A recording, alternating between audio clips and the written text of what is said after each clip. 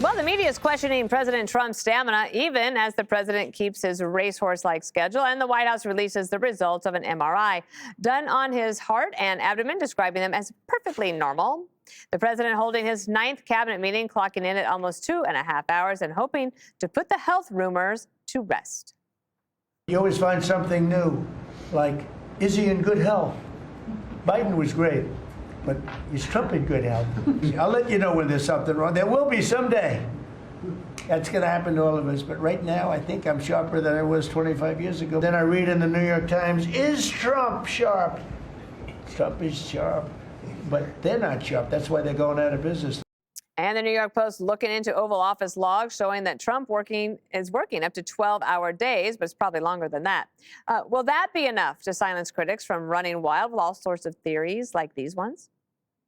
Has anyone in the history of the world ever have an MRI assigned to them and have no idea what it was for, as he says? Maybe have, a short-term memory loss from a couple months ago. Men in his age group also benefit from retiring, so can we write that prescription next? We should be having a conversation in this country about how do you prevent progressive aging that could be debilitating. The White House has refused to clarify. They even put out a letter from the president's physician, but still didn't reveal why not? For what. Apparently, Gavin Newsom, he liked to joke, Greg, about Trump's health, but when he was asked about Biden, he was like, yeah, he was all good. Yeah, they're fascinated by Trump's health now. They're so brave and they're so edgy. Colbert's hilarious on this stuff. I'm trying to look up the stuff he said about Biden, but I couldn't find anything. In fact, these same jokers were so defensive and offended when Biden's brain was the topic. How dare you go after such an elegant, articulate, but kind? He's so kind. Remember that? The whole thing, he's so kind. No, he was a mean a-hole to everybody, but you couldn't say that. And he stunk up the Oval Office with formaldehyde. Now it's Trump's MRI, and they act like he's at death's door. Here's the difference. We don't care.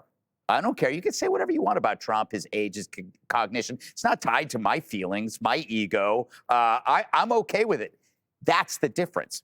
See, we never had BDS. We never had Biden derangement syndrome because his problems were real. We didn't have to have them conjured up in our mind like some big tornado of mass hysteria. We were like, oh, dude, the dude's a mess. And it's like, you guys are stupid for tying your horse to this guy, but that's what you want to do. But we weren't like working ourselves up to it. Their TDA, it's now an addiction, is so overwhelming that they can't even think about how they were under Biden. I could never work for Trump. I like him as president, but I could never sit through a meeting like that. My ass would be numb, and I'd be terrified of falling asleep because I fall asleep at the 5 a lot.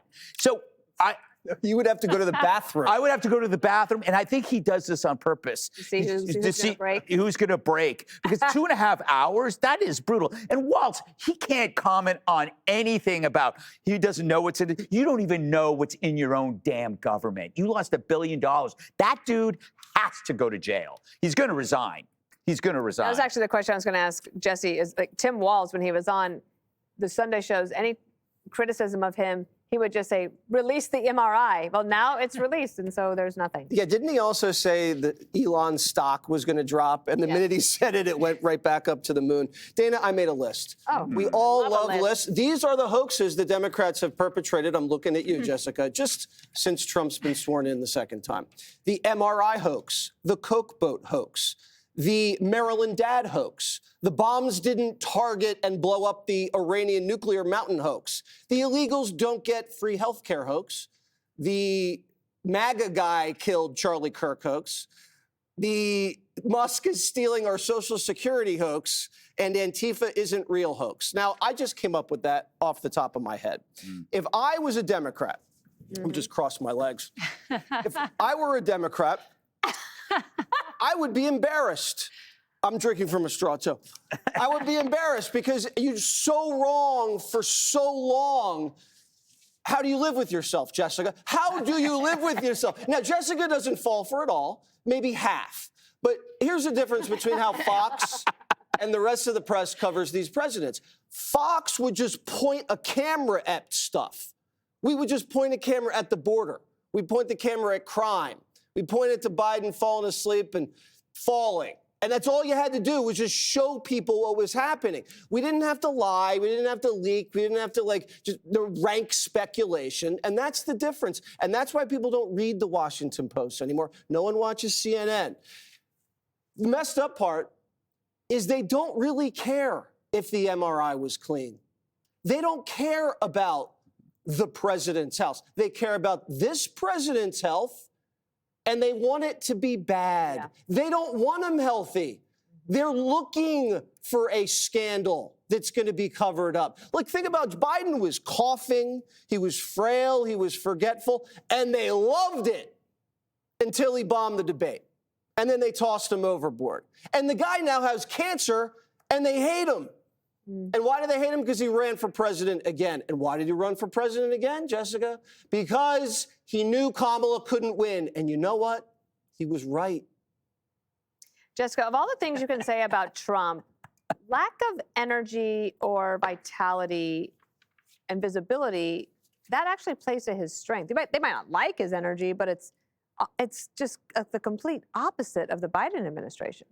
It's just not the conversation to be having. Like, he does doze off, and he did during the cabinet meeting. Marco Rubio was particularly boring to him, which I understand.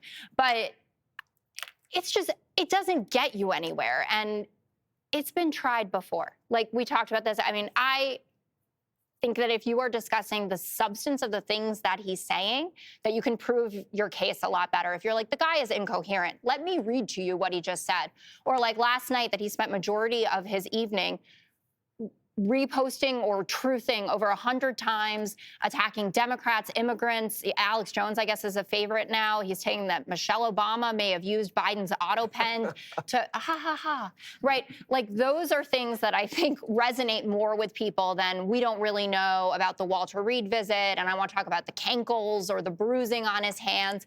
Like, that doesn't win you elections. Going through the record and saying these are the things that he's doing that are helping no Americans put more money in their pockets is the way to go forward. Otherwise, you just allow yourself to end up in montages, and I have to deal with it, and it's super annoying. So please move on. And Kayleigh, what the Democrats seem to miss in attacking him this way is that voters have eyes and ears. The Biden people did the same thing. It's like, no, they can see inflation happening right in front of their eyes. They can see the border. They can see the crime. In this case, people can see that President Trump obviously has energy and vitality. Yes, but they still tried this as far back as 5 years ago. I mean, I remember being at the podium and they asked me, what about this Walter Reed visit from 2019? What happened during that Walter Reed visit, I was asked. And I outright said, this is a conspiracy theory. But they tried it then. And here's round two. Katie Rogers at the New York Times, shorter days, signs of fatigue. Trump faces realities of aging in office.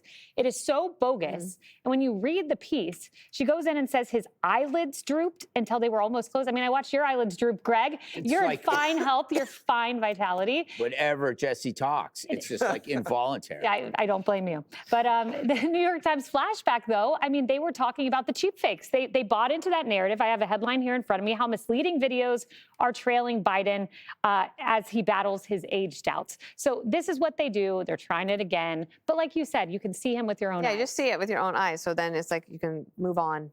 And It is funny. Jessica did say this thing about read the transcripts. That's another little ploy. Nobody ever sounds normal in a transcript. It's when you it's the talk, worst. especially Trump. Well- When Trump talks, you have to, like, none of his humor. It's like this has always been the mistake of the Democrats, is they took his jokes from a transcript and it goes, can you believe he said this? And then you listen and you go, oh my God, that's funny. right. Yes. It's fun. Come on, Jessica, admit it. Admit it. I have admitted that some things he said are funny, but when he's talking about magnets and windmills and calling reporters stupid and piggy That and is stuff, the funniest part of the then you whole enjoy thing. him. You have 3 more years, and then it's over.